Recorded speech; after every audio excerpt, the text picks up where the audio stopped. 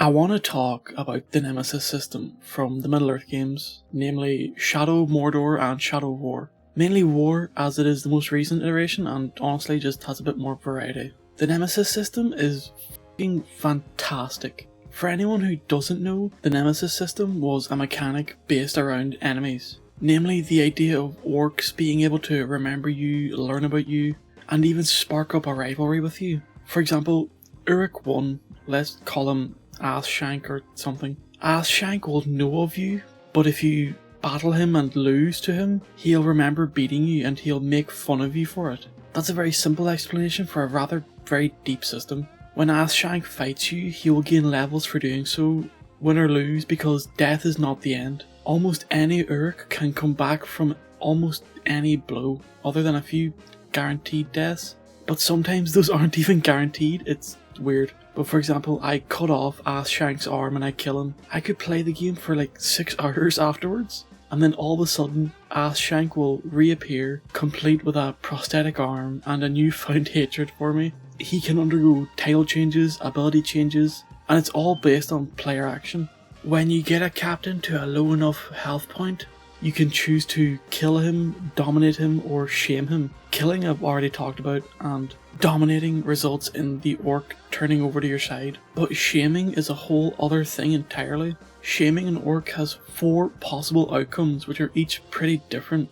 Number 1, they are shamed and they've been marked as a failure, and as such they are very mad at you, or even terrified of you. Some orcs fleeing at the sight of you. Derangement. Shaming an orc has a chance to completely break their mind, turning them into a slobbering mess, oftentimes reducing them to repeating the same phrase over and over again. Maniac. While similar to derangement, a maniac will fling all the way over to the other side. Instead of decreasing their level, they gain levels through this and they just become an angry, manic ball of rage.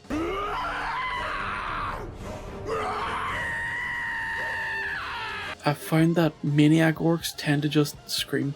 And my favourite is Unashamed. An orc can embrace the mark you give them, even painting themselves with the same handprint, gaining levels and becoming stronger. And this is why it's so goddamn cool. It makes the player feel like their actions are indeed actions. Cause and effect. You can have an actual effect on the enemies, changing their personalities and abilities through just your actions. And the coolest part, any orc can become a captain. Any single orc in the game can become a captain. The beauty of the system is the lack of scripting. It's all RNG and player action, unless it's for a story mission, then sometimes it's scripted. But outside of the story, absolutely nothing here is barred. You can take a slave orc and turn them into an overlord. You can shame a level 80 legendary orc into a level 1 orc who is terrified of their own shadow. I highly recommend playing both of these games just to experience the system yourself. The Nemesis system is one of the greatest game mechanics that a game has ever implemented, and we will probably never see it done to this level again. History lesson. Monolith is owned by WB Games. Yes, the WB Games that is $40 bajillion in debt. And WB did what WB does, and in around 2021, they patented the Nemesis system so that no one else could ever use it. Now, I have my own opinion on patenting game mechanics. Like, I'm fine with patenting a signature mechanic so long as you have big plans to use it in a lot of different games. So what did WB do with the Nemesis system? Fuck all. But the Wonder Woman game is never going to release. I have been waiting since like the 2021 reveal for any news about it, and all the news I hear is about how fucked it is, and how troubled, and how it's delayed, and yada yada. Now, you can try to rules lawyer it to make your own similar but different system, but the point is, the patent covers a hierarchy of procedurally generated NPCs that interact with and remember the player's actions, changes to the NPC's positions, appearance and behaviour based on player actions, and social conquest battles where players can use their NPCs to defend their strongholds and attack other players. So basically, all of the cool stuff. When I first started making this video, I wanted to cover games that are using a system similar to the Nemesis system, but it's hard to find any because devs either don't want the cease and desist, or they have systems that are just randomly generated enemies and they say Nemesis system when it's not even close. There is a game that I'm really excited for called Vigilancer 2099. It's a third-person cyberpunk action game centering around a bounty hunter where you take gigs to make money, and it promised a system eerily similar to the Nemesis system, featuring a quote limitless bounty generation system, but a lot of the information I can find about it shows the traditional kind of RNG enemies with names and some form of personality or gimmick, not the full hog as some would say. And it's just really sad because we've been robbed of some potentially fantastic ideas and additions just because of greed. Like, WB had that Mad Max game that was pretty good. They could have had a sequel game based in the same universe that could have used the Nemesis system, because it would make sense for the post-apocalypse to have that sort of multiple factions of unique and memorable enemies, but again, they're not doing anything with it. Or even a fucking Suicide Squad game, but not like a looter shooter, but instead it's more like a kind of like a permadeath, like third-person action game where, like, for example, you play as Rick Flag and you have to hunt down these villains and either kill them or bring them into Task Force X. Like, come on.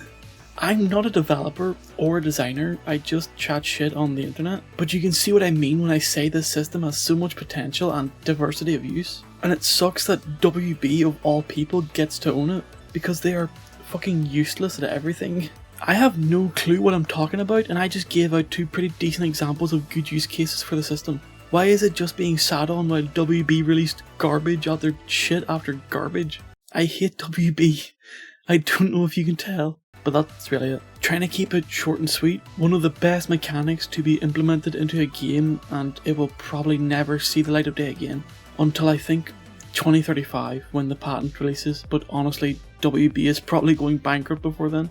Right, so I actually sat in this video for a day just because I want to play the game a bit more, and I've come to the realization that the Nemesis system is so much more than just enemy mechanics. The Nemesis system basically creates stories from nothing, and that's actually pretty damn incredible. I mentioned before the lack of scripting is what makes it so good, but it's the fact that, like, I've had to use clips from other people's videos because so many things can happen that you're not guaranteed to see half of the stuff that someone else sees. You can play the game and never get betrayed, or you can get betrayed 4 times in a row, like back to back. The game is basically generating stories as it goes. And it's all just player action that's doing it. Each of these orcs has a storyline and even an arc if you want them to.